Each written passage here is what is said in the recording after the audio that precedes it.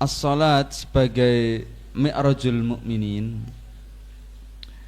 itu kan kalau kita mau melakukan hal yang sama sebagaimana yang dianugerahkan kepada Kanjeng Nabi itu kan tidak bisa. Mi'raj sampai melewati Sidratul Muntaha kan nggak bisa. Luasnya alam semesta jadi digambarkan sebegitu luasnya. Bagaimana caranya kita? Wong kita ke bulan aja belum kok. Padahal bulan itu berapa detik? 1 detik. 1 detik itu belum bisa. Tapi Rasulullah SAW ngasih solusi. Meskipun nggak bisa seperti itu, tetapi dengan sholat itu sesungguhnya sudah mirip dengan mi'raj. Nah, mi'rajnya kaum mukminin ya sholat itu. Kenapa? Karena di dalam sholat itu terjadi munajah. Terjadi munajah. Munajah niku ngobrol, bercengkrama dengan Allah Subhanahu wa taala secara personal. Rasulullah SAW ketika mi'raj bermunajah kepada Allah Subhanahu wa taala itu ya cuma berdua. Tidak ditemani oleh malaikat Jibril. Nah, kita ini punya banyak waktu insya Allah untuk melakukan munajah kepada Allah Subhanahu wa taala dengan sholat. Karena di dalam sholat itu terjadi dialog antara kita dengan Allah Subhanahu wa taala. Kalau kita berzikir, berdoa, itu kan kita yang bicara kepada Allah Subhanahu wa taala. Kalau kita membaca Al-Quran itu kan hakikatnya Allah yang bicara kepada kita. Nah, pada saat kita sholat, kita itu sedang, ya kita kadang yang ngomong, kadang Allah Subhanahu wa ta'ala yang berfirman kepada kita. Ketika kita berzikir, kita berdoa, itu kita sedang berbicara kepada Allah. Tetapi ketika di dalam sholat itu kita membaca ayat-ayat Al-Quran, itu hakikatnya Allah Subhanahu wa ta'ala sedang menasihati kita. Nah, sedang menasihati kita. Nah, dengan cara seperti itulah sholat kita menjadi semacam mi'raj. Nah, ketika kita menyadari hubungan ini, hubungan munajah ini kepada Allah Subhanahu wa ta'ala pada saat sholat, insya Allah sholat kita bisa menjadi khusyuk. Kadang sholat kita itu tidak khusyuk, itu kan karena kita melupakan hakikat itu. Kita lupa bahwa ini adalah momen di mana kita sedang menghadap Allah Subhanahu wa ta'ala. Yang seharusnya kita itu seakan-akan melihat Allah. Ihsan kan kata kuncinya itu. Anta abudallaha ka'annaka tarahu fa illam takun tarahu fa innahu yaraka. Engkau beribadah kepada Allah seakan-akan engkau lihat Allah Subhanahu wa ta'ala. Dan jika engkau tidak melihatnya, maka yakinlah bahwa ia melihatmu. Nah, meskipun tidak ngerti makna yang kita baca, seandainya kita tahu hakikat pada saat kita sholat itu kita sedang menghadap Allah Subhanahu wa ta'ala, insya Allah sholat kita menjadi bernilai. Ya, itu yang disebut dengan sholat yang khusyuk gitu. Dan ini mestinya kita bawa ke dalam kehidupan kita di luar sholat. Di luar sholat kita juga merasa sedang diawasi oleh Allah Subhanahu wa ta'ala, sehingga kita tidak mudah melakukan kemaksiatan ya. Kita senantiasa bertanya, kira-kira kalau Allah Subhanahu wa ta'ala, bukan kalau ya, kan Allah Subhanahu wa ta'ala lihat, kira-kira seneng enggak ngelihat kita? Kan kita senantiasa bertanya seperti itu. Nah, itulah ihsan itu seperti itu. Nah, ini sholat kita menjadi mi'raj, dan ketika itu yang terjadi, insya Allah kita akan menjadi orang-orang yang beruntung ya. Lihat misalnya, ini agak panjang dikit ya. Dalam Quran surah Al-Mu'minun, Allah Subhanahu wa ta'ala menyatakan qad aflahal mu'minun alladzina hum fi salatihim khashi'un. Telah beruntung orang-orang mukmin.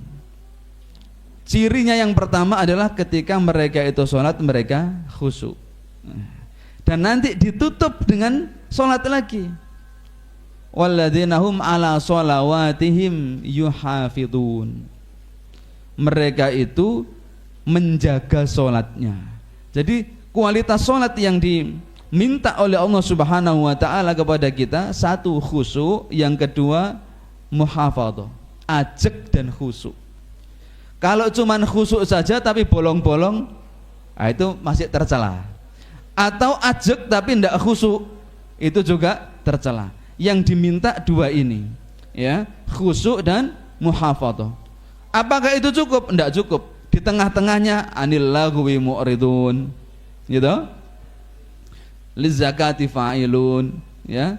Terus kemudian li furujihim yuhafidun illa ala azwajihim aw ma lam malakat aymanihim fa innahum ghairu malumin, li amanatihim wa ahdihim ra'un. Masih panjang ceritanya, daftarnya itu. Di antaranya adalah kita menjaga amanah dari Allah Subhanahu wa taala. Menjaga amanah dari Allah Subhanahu wa taala. Bumi ini adalah amanah. Maka kita perlu mengatur bumi ini sesuai dengan syariat Allah Subhanahu wa taala. Itulah hakikat istikhlaf. Ketika Allah Subhanahu wa taala menyatakan inni ja'ilun fil ardi khalifah, kami jadikan di muka bumi itu khalifah dari kalangan manusia. Itu maksudnya adalah kita sebagai penggantinya Allah Subhanahu wa taala untuk mengatur bumi ini. Kalau kita menjadi penggantinya Allah dalam mengatur bumi ini, kira-kira pakai aturan Allah atau pakai aturan kita sendiri? Pakai aturan Allah Subhanahu wa taala. Itu maksud dijadikannya kita khalifah. Nah, kadang orang menyadari kita itu khalifah di muka bumi, tapi dengan asumsi boleh mengatur semaunya sendiri. Ya itu namanya bukan khalifah. Kalau ada orang yang mengatur bumi ini bukan dengan syariat Allah Subhanahu wa taala, itu bukan disebut khalifah tapi disebut taghut. Disebut apa? Taghut. Tidak disebut Amirul Mukminin, tidak disebut khalifah. Apalagi Imamul A'dham, As-Sultan dan seterusnya. Itu disebutnya taghut gitu. Nah, gitu ya. Wa ahdihim ra'un, dan mereka menetapi perjanjiannya dengan Allah Subhanahu wa taala yang utama. Apa perjanjian kita dengan Allah Subhanahu wa taala? Perjanjian kita dengan Allah Subhanahu wa taala, kita menyatakan raditu billahi rabba wa bil islami dina wa bi Muhammadin sallallahu alaihi wasallam nabiyan wa rasula. Kita rela Allah menjadi Rabb, berarti kita rela dengan aturan-aturannya. Kita rela Islam sebagai agama kita, berarti kita rela dengan semua hukum-hukumnya. Kita rela Nabi Muhammad SAW sebagai Nabi dan Rasul, berarti kita rela dengan ajaran-ajaran beliau SAW kepada kita dalam menjalani kehidupan ini sebagai individu, sebagai anggota masyarakat, berbangsa dan bernegara. Kan begitu. Nah, kalau kita bisa menjaga itu semua, sholat yang khusyuk dan ajeg, dan di tengah-tengahnya di luar sholat ini kita terikat dengan syariat-syariat Allah Subhanahu wa taala, maka ulaika humul warisun alladzina yarithunal firdaus hum fiha khalidun. Mereka itulah para pewaris yang mana mereka itu mewarisi surga Firdaus. Disebut dua kali, Pak. Disebut dua kali, Bapak Ibu ya. Ulaika humul warisun alladzina yarithunal firdaus. Itu berarti pengertiannya ngeten, surga Firdaus itu hanya salah satunya saja. Kan enggak disebut cuma satu kali. Mereka itulah yang mewarisi surga Firdaus, enggak begitu. Mereka itulah para pewaris. Mereka itulah para pewaris. Berarti selain surga Firdaus masih banyak yang akan diwariskan kepada kita oleh Allah Subhanahu wa taala. Asal tadi itu sholat kita menjadi mi'raj tadi itu, dengan kualitas ada kekhusyuan dan ada keajekan, lalu di luar sholat kita terikat dengan hukum-hukum Allah Subhanahu wa ta'ala, maka kita akan diberikan oleh Allah Subhanahu wa ta'ala banyak hal yang merupakan kenikmatan akhirat, salah satunya adalah surga Firdaus. Dan itu disebut waris, disebut waris. Kita yang sebagai orang yang mewarisi itu menunjukkan bahwa pemberian itu diberikannya bukan sekedar sebagai upah. Hubungan kita dengan Allah Subhanahu wa taala bukan hubungan buruh dengan majikan. Yang namanya waris itu pemberian berdasarkan apa? Hubungan kedekatan. Gitu? Bukan hubungan dagang. Ulaika humul warisun alladzina yarisunal firdaus. Bukan pemberian sebagaimana pemberian orang yang bertransaksi bisnis. Ini karena kedekatan.